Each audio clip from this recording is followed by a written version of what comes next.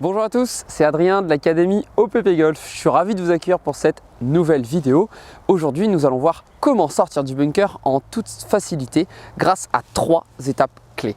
Vous êtes certainement dans la situation d'arriver dans le bunker et d'avoir peur de sortir ou de savoir comment faire pour que la balle sorte simplement du bunker.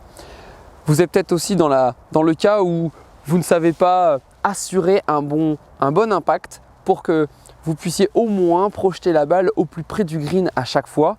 Vous êtes aussi peut-être dans le cas où vous avez envie de gérer vos distances, car on a une sortie en général assez courte. Nous avons des bunkers qu'on retrouve souvent tout autour du green.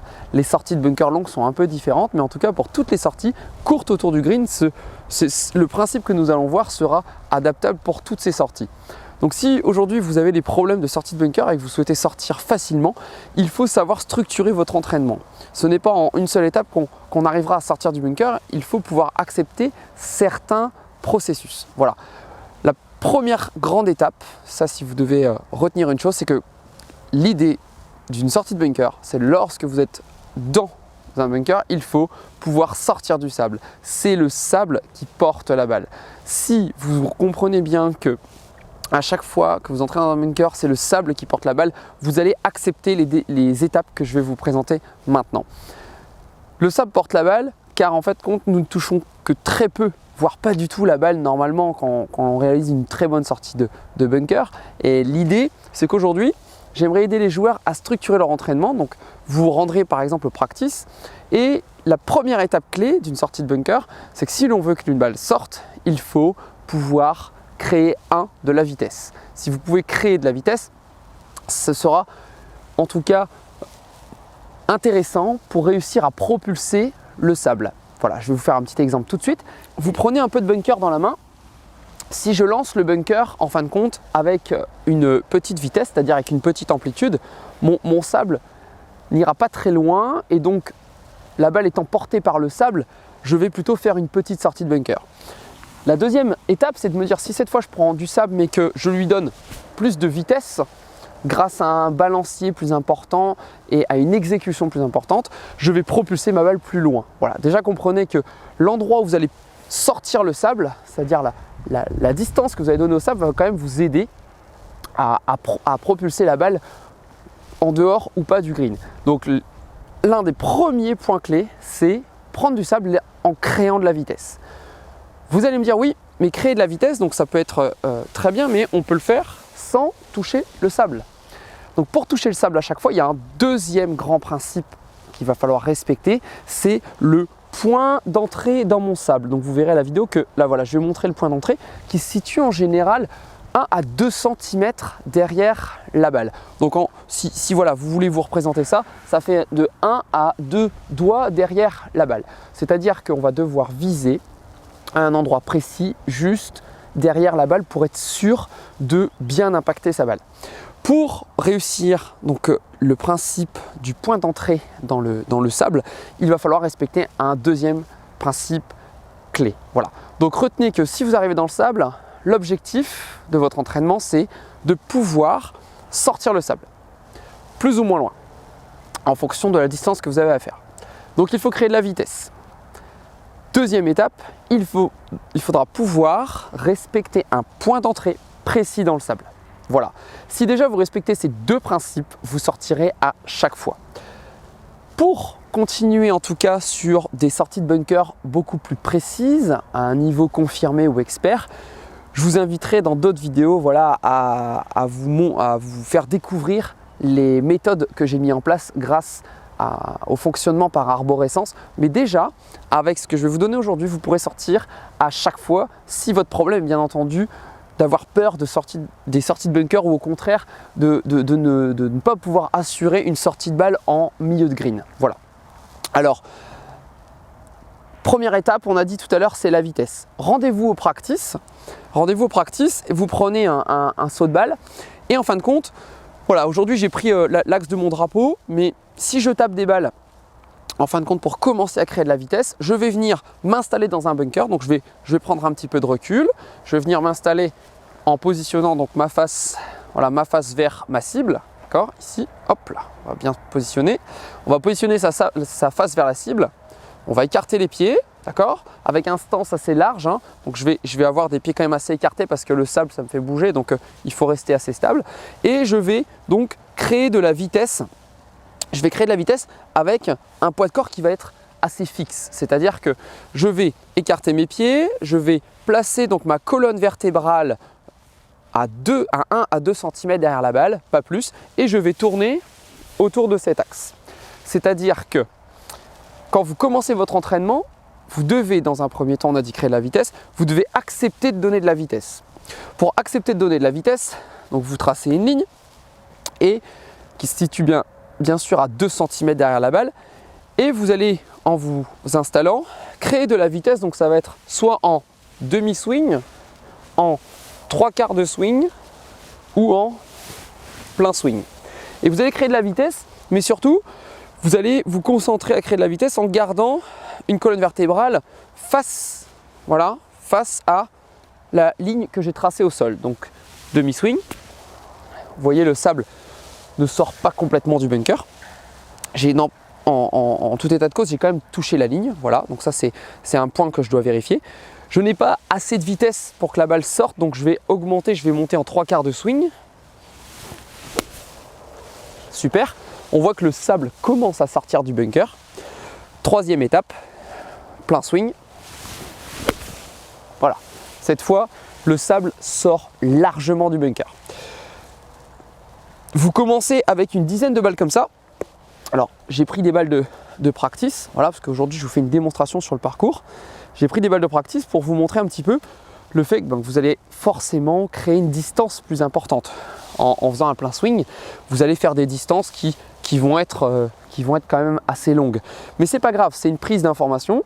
Vous saurez au moins connaître la distance maximale que vous allez réaliser avec votre sandwich. Aujourd'hui, j'ai pris un sandwich qui est à 58 degrés et je vais simplement positionner donc ma face comme au practice, une face square, donc droite par rapport à ma cible. Ok, je vais me positionner et je vais réaliser un plein swing, d'accord, avec un point d'entrée dans le sable à 2 cm derrière la balle. C'est parti. Super. J'ai une distance importante. Personnellement, quand je fais un plein swing avec mon sandwich, je fais une cinquantaine de mètres. Voilà, 50-60 mètres. En sachant que mon point d'entrée est 2 cm derrière la balle. Maintenant, je ne peux pas réaliser des sorties de bunker comme ceci parce que je vais être tout le temps en dehors du green, ou je vais être peut-être hors limite, ou ça sera compliqué. Donc je vais continuer à accepter de mettre de la vitesse pour prendre confiance en moi, car la vitesse va vous aider à sortir la balle. Pour vous donner l'exemple contraire, voilà ce qui se passe quand je ne mets pas de vitesse. Ma balle va rester cette fois dans le bunker. Votre première étape, c'est de sortir du bunker. Et après, on va régler la distance.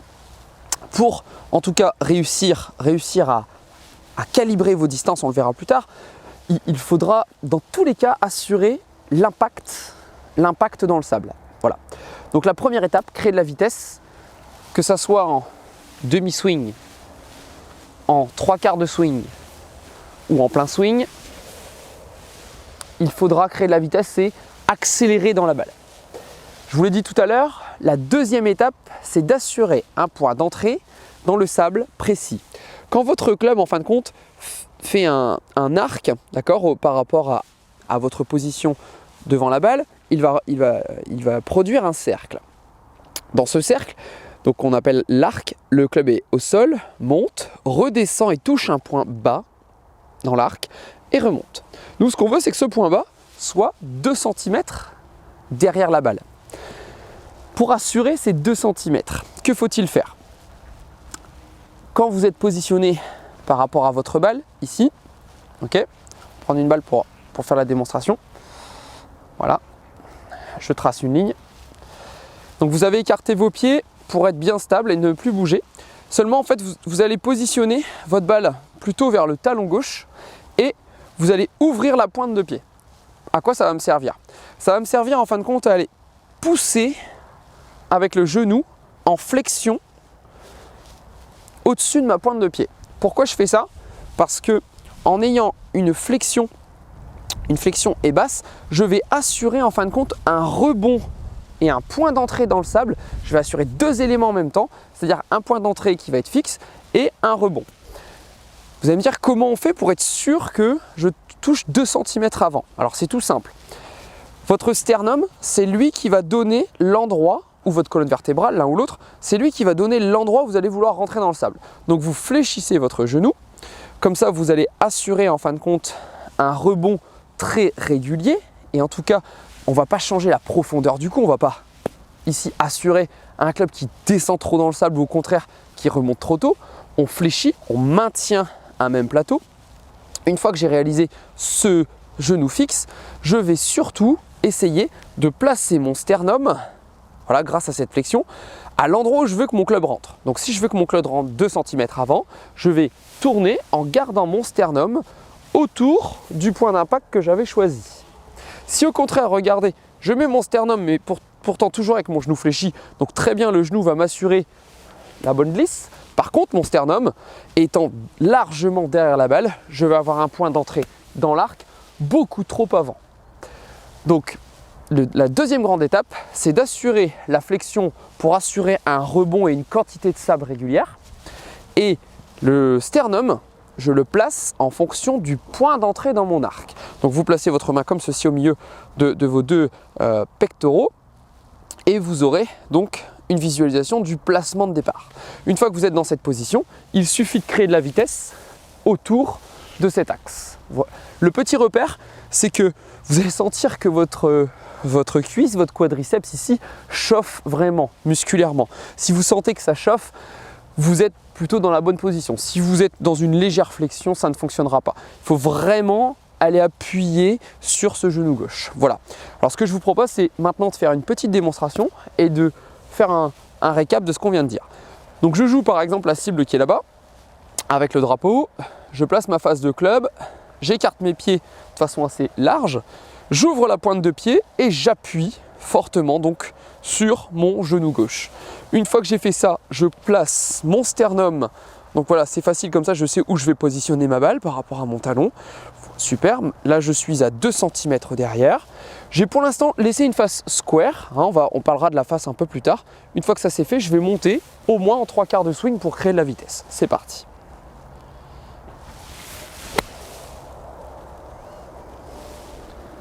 Super. J'ai créé en fin de compte une sortie de bunker sans ouvrir le stance. Pour l'instant, sans ouvrir les pieds, ouvrir la face, j'ai fait une sortie simple et je suis sorti donc, là je suis à 25 mètres du drapeau et j'ai pas fait d'effort de plan de swing, de chemin, c'est voilà, trop compliqué au départ. J'ai positionné une face square, comme j'ai un sandwich, j'ai écarté les pieds et j'ai surtout bien positionné mon genou gauche, mon sternum et ensuite j'ai créé de la vitesse. Voilà. Ce que je vous invite à faire, c'est de télécharger la petite fiche d'entraînement que je vous ai mis ci-dessous après la vidéo. Il ne restera plus qu'à vous entraîner au practice. Commencez par 1, accepter de mettre de la vitesse. 2, appliquer bien la position de posture avec les 2 points donc de flexion et de sternum. Et ensuite, il suffira donc de continuer à accepter de mettre de la vitesse, de faire des tests au practice pour prendre confiance en vous. Vous allez apprendre à connaître en plus vos distances rien qu'avec ces 3 amplitudes, en demi-swing, en 3/4 de swing et en plein swing. Voilà. J'espère en tout cas que les différentes vidéos vous aident à progresser.